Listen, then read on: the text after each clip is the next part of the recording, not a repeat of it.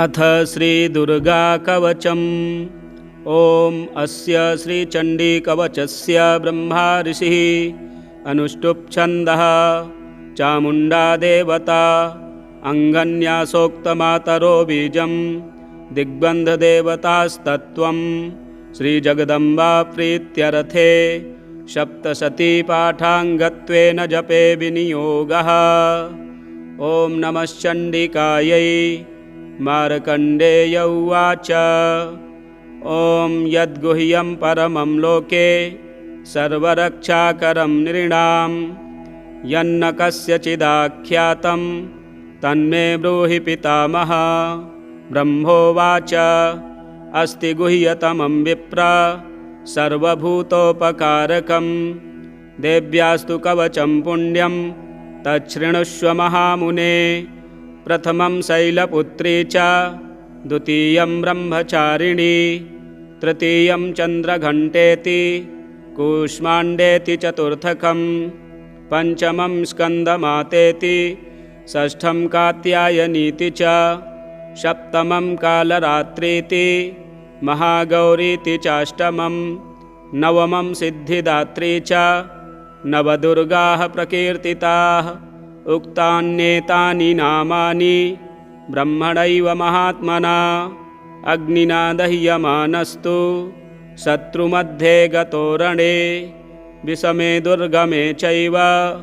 भयार्ताः शरणं गताः न तेषां जायते किञ्चिदशुभं रणसङ्कटे नापदं तस्य पश्यामि शोकदुःखभयं नहि। यस्तु भक्त्या स्मृता नूनं तेषां वृद्धिः प्रजायते ये त्वां स्मरन्ति देवेशि रक्षसे तान्न संशयः। प्रेतसंस्था तु चामुण्डा वाराही महिषासना ऐन्द्रिगजसमारूढा वैष्णवी गरुडासना माहेश्वरी वृषारूढा कौमारी शिखिवाहना लक्ष्मीः पद्मासना देवी पद्महस्ता हरिप्रिया श्वेतरूपधरा देवी ईश्वरी वृषवाहना ब्राह्मी हंससमारूढा सर्वाभरणभूषिता इत्येता मातरः सर्वाः सर्वयोगसमन्विताः नानाभरणशोभाढ्या नानारत्नोपशोभिताः दृश्यन्ते रथमारूढा देव्यः क्रोधसमाकुलाः शङ्खं चक्रं गदां शक्तिं हलं च मुसलायुधं खेटकं तोमरं चैव परशुं पाशमेव च कुन्तायुधं त्रिशूलं च शारङ्गायुधमुत्तमं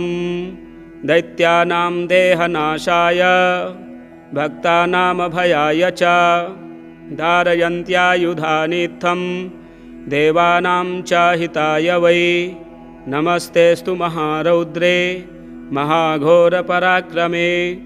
महाबले महोत्साहे महाभयविनाशिनी त्राहि मां देवि दुष्प्रेक्ष्ये शत्रूणां भयवर्धिनी।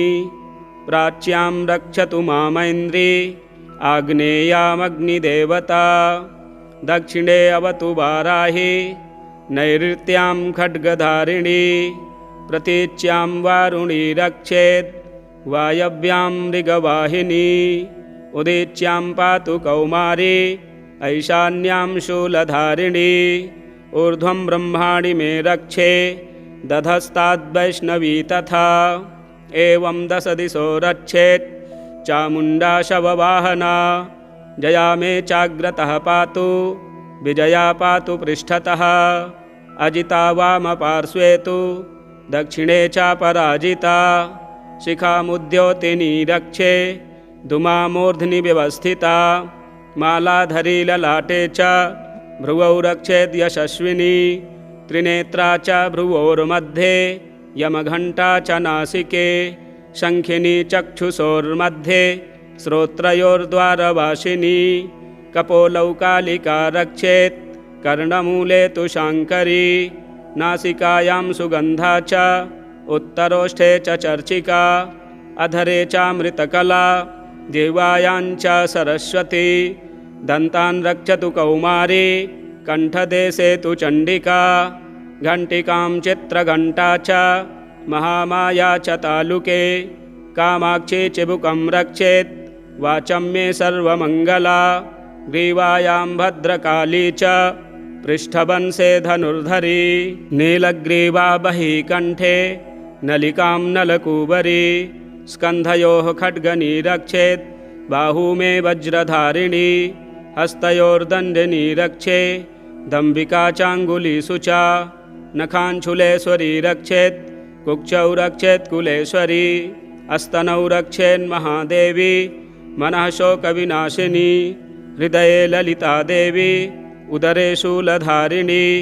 नाभौ च कामनी रक्षेत् गुह्यं गुह्येश्वरी तथा पूतना कामिका मेढ्रं गुदे महिषवाहिनी कट्यां भगवती रक्षेत् जानुनी विन्ध्यवासिनी जङ्घे महाबला रक्षेत् सर्वकामप्रदायिनी गुल्फयोर्नारसिंही च पादपृष्ठे तु तैजसी पादाङ्गुलीषु श्रीरक्षेत् पादाधस्थलवासिनी नखान् दष्ट्राकराली च केशाश्चैवोर्ध्वकेशिनी रोमकूपेषु कौबेरी त्वचं वागीश्वरी तथा रक्तमज्जावसामांसान् यस्थिमेदांसि पार्वती अन्त्राणि कालरात्रिश्च पित्तं च मुकुटेश्वरी पद्मावती पद्मकोशे कफे चूडामणिस्तथा ज्वालामुखी नखज्वाला मभेद्या सर्वसन्धिषु शुक्रं ब्रह्माणि मे रक्षेत् छायां छत्रेश्वरी तथा अहङ्कारं मनोबुद्धिं रक्षेन्मे धर्मधारिणी प्राणापानौ तथा व्यान मुदानं च समानकं वज्रहस्ता च मे रक्षेत् प्राणं कल्याणशोभना रसे रूपे च गन्धे च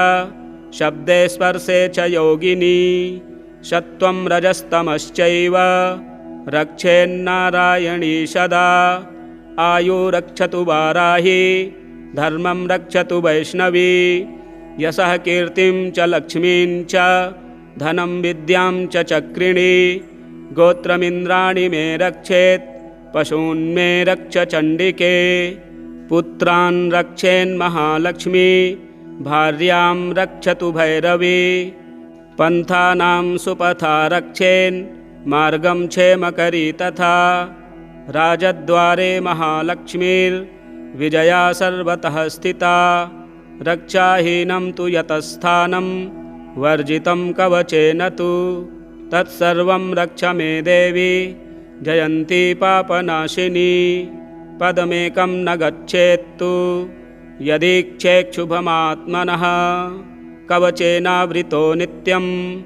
यत्र यत्रैव गच्छति तत्र तत्रार्थलाभश्च विजयः सार्वकामिकः यं यं चिन्तयते कामं तं तं प्राप्नोति निश्चितं परमैश्वर्यमतुलं प्राप्स्यते भूतले पुमान् निर्भयो जायते मर्त्यः संग्रामे स्वपराजितः त्रैलोक्ये तु भवेत् पूज्यः कवचेनावृतः पुमान् इदं तु देव्याः कवचं देवानामपि दुर्लभं यः पठेत् प्रयतो नित्यं त्रिसन्ध्यं श्रद्धयान्वितः दैवी कला भवेत् तस्य त्रैलोक्ये स्वपराजितः जीवेद्वर्षशतं साग्रमपमृत्युर्विवर्जितः नश्यन्ति व्याधयः सर्वे लूता विस्फोटकादयः स्थावरं जङ्गमं चैव कृत्रिमं चापि यद्विषम् अभिचाराणि सर्वाणि मन्त्रयन्त्राणि भूतले भूचराः खेचराश्चैव जलजाश्चोपदेशिकाः सहजाकुलजामाला डाकिनी शाकिनी तथा अन्तरिक्षचराघोरा डाकिन्यश्च महाबलाः ग्रहभूतपिशाचाश्च यक्षगन्धर्वराक्षसाः ब्रह्मराक्षसवेतालाः कूष्माण्डा भैरवादयः नश्यन्ति दर्शनात्तस्य कवचे हृदि संस्थिते